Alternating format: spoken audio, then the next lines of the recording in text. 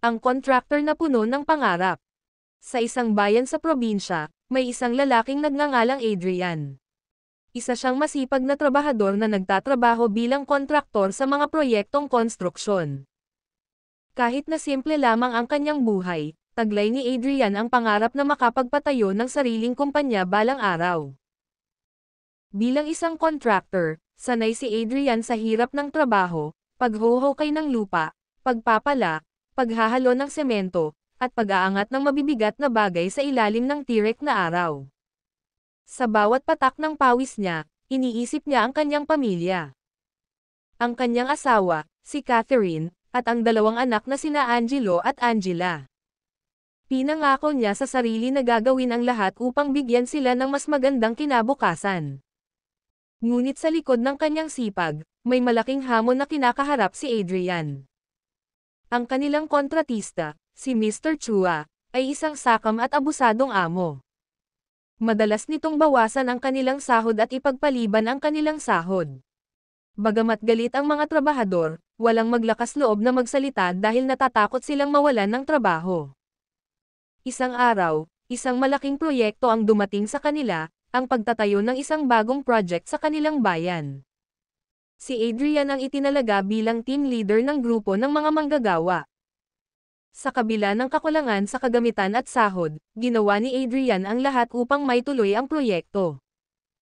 Nakita ng mga tao ang kanyang dedikasyon at pagmamalasakit sa trabaho, kaya't unti-unting nagkaroon siya ng respeto at tiwala mula sa kanyang mga kasama.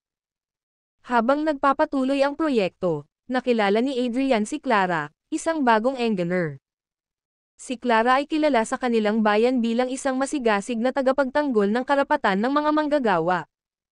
Naging kaibigan niya si Adrian at natutunan ang sitwasyon ng kanilang grupo. Sinabi ni Clara kay Adrian na may mga batas na maaaring magprotekta sa kanila laban sa mga abusadong amo. Sa tulong ni Clara, nagkaroon ng lakas ng loob si Adrian na kausapin si Mr. Chua. Ipinaglaban niya ang karapatan ng kanyang grupo at humiling na ibigay ang tamang sahod at benepisyo.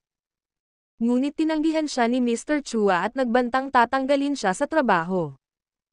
Sa kabila ng takot, nanindigan si Adrian at sinabing hindi na siya papayag na apihin ang mga manggagawa. Nabalitaan ng mga kasamahan ni Adrian ang ginawa niya, at nagdesisyon silang magkaisa.